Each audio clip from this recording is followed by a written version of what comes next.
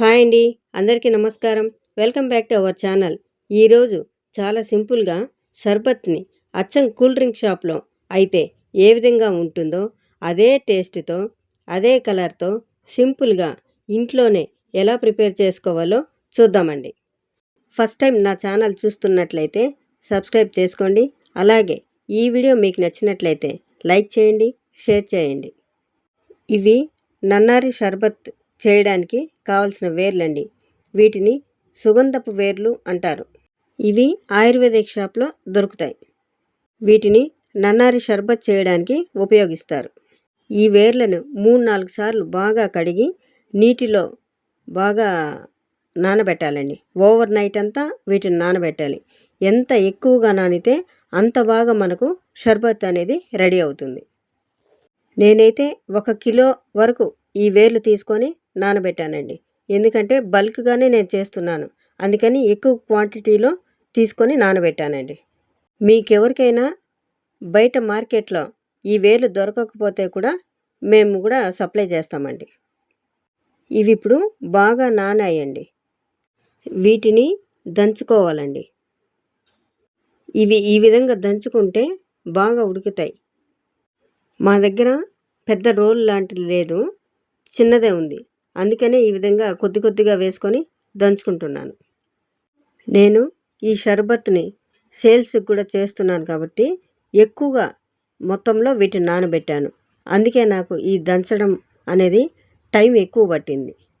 ఈ వేర్లను నానబెట్టక ముందు దంచాలంటే కష్టం అవుతుంది. అందుకనే రాత్రంతా నానబెట్టిన తర్వాత ఈ విధంగా నేను దంచుకుంటున్నాను. ఈ సుగంధి వేర్లు నానబెట్టాం కదా, ఇల్లంతా మంచి స్మెల్తో నిండిపోయింది. ఇప్పుడు మంచి క్వాలిటీ ఉండేటివి మనం తీసుకుంటే స్మెల్ కూడా బాగుంటుంది. ఇది ఇలా దంచేటప్పుడు దీంట్లో తెల్లటి పుల్లలాగా ఒకటి ఉంటుంది. అది మనం తీసేస్తే వగురు అనేది లేకుండా ఉంటుంది. నాకు ఈ ప్రాసెస్ అంతా దగ్గర 2 అవర్స్ పట్టింది. ఇవి మొత్తం ఈ విధంగా దంచుకునేసి నీటిలో వేసుకున్నానండి. ఇవి చెయ్యాలంటే పెద్ద పాత్రలో వేసుకొని ఉడకబెట్టుకోవాలండి. ఈ షర్బత్ రెడీ అవ్వాలంటే చాలా టైం పడుతుందండి. నేను 1 కేజీ వరకు ఈ వేర్లు తీసుకున్నాను కాబట్టి కనీసం ఒక 5-6 గంటల పైనే ఇది పడుతుంది. ఈ ప్రాసెస్ అంతా చేయాలంటే గ్యాస్ ఎక్కువ ఖర్చు అవుతుందని అమ్మ వాళ్ళు ఈ ఇల్లు మాకు దగ్గరగానే ఉన్నారు, అక్కడికి వెళ్ళి కట్టెల పొయ్యి పైన నేను పెట్టాను. ఫస్ట్ పొంగు వచ్చే వరకు పెద్ద మంట పెట్టే ఇవి బాగా ఉడికించుకోవాలి. ఆ పొంగు వచ్చేసిన తర్వాత మనము కొంచెం చిన్న మంట పెట్టుకొని ఉడికించుకోవాలి. ఈ వేర్లు బాగా ఉడికి వాటర్ అనేది సగం అయిపోతుంది. ఆ విధంగా అయ్యే వరకు వీటిని ఉడికించుకొని వడగట్టుకోవాలి. కేజీ వేర్లకు సరిపడిన పాత్ర నా దగ్గర లేదు.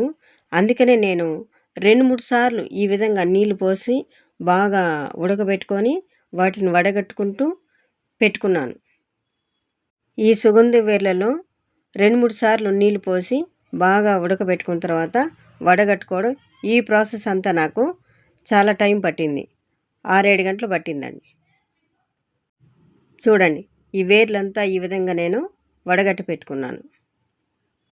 పెద్ద పాత్ర ఉండింటే నాకు ఒకసారికే అయిపోయిండేది. అంటే ఒక 2-3 గంటల్లోనే ఇది రెడీ అయిపోయిండేది. చిన్న పాత్ర కాబట్టి నాకు 2-3 సార్లు వాటర్ పోసి ఈ విధంగా చేసుకునేదానికి నాకు టైం పట్టింది బాగా. మొత్తం వడగట్టుకొని పిప్పిలాగా రెడీ అయిపోయింది. చూడండి, ఇది ఇంకా పడేస్తున్నాను దీన్ని.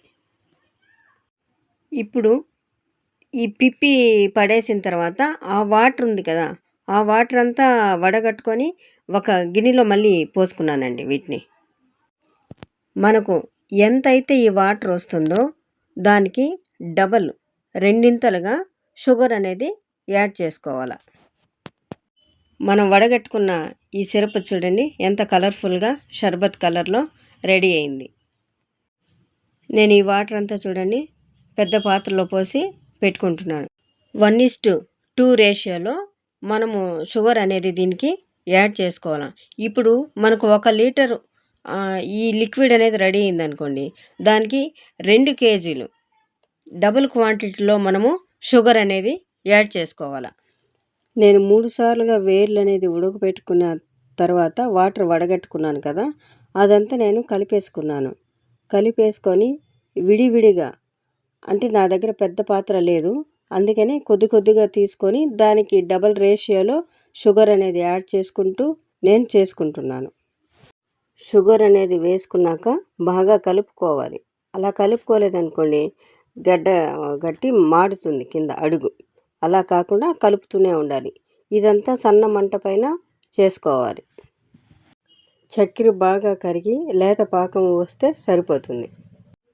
ముదురు పాకం పెట్టకూడదు, ఎందుకంటే గట్టిగా అయిపోతుంది. చక్కెర అనేది గడ్డగట్టిపోయి గట్టిగా అయిపోతుంది. ఈ సిరప్ రెడీ అయిపోయింది అనుకోండి, ఆటోమేటిక్గా కలర్ అనేది చేంజ్ అయిపోతుంది. ఎలాంటి ఫుడ్ కలర్స్ కానీ ఎసెన్స్ కానీ వాడకుండానే మనకు షర్బత్ కలర్ అనేది చూడండి ఈ విధంగా రెడీ అయిపోతుంది. ఇక్కడ ఒక ముఖ్యమైన విషయం, ఇది ఖచ్చితంగా చెయ్యాలండి. ఎందుకంటే లేదంటే సిరప్ అనేది గట్టిగా అయిపోతుంది. దీనిలో సిట్రిక్ యాసిడ్ కానీ నిమ్మరసం కానీ కలపాలి. అలా చేసినప్పుడే ఇది లిక్విడ్గానే ఉంటుంది, లేదంటే గడ్డగట్టిపోతుంది. ఈ వేసవిలో నన్నారి షర్బత్ని తాగడం వల్ల శరీరానికి చాలా మంచిది. వేడి నుంచి ఉపశమనం లభిస్తుంది. శరీరం అంతా కూల్ అవుతుంది. ఎప్పుడు కూల్ డ్రింక్ తాగాలి అనిపిస్తే అప్పుడు మనము ఈ సిరప్తో కూల్ డ్రింక్ తయారు చేసుకోవచ్చు. ఈ సిరప్ 1 గ్లాస్ తీసుకున్నాం అనుకోండి, 4 గ్లాసుల వాటర్ కానీ సోడా కానీ పోసుకొని దాంట్లో నిమ్మరసం కొద్దిగా వేసుకొనేసి తీసుకున్నామంటే నన్నారి షర్బత్ రెడీ.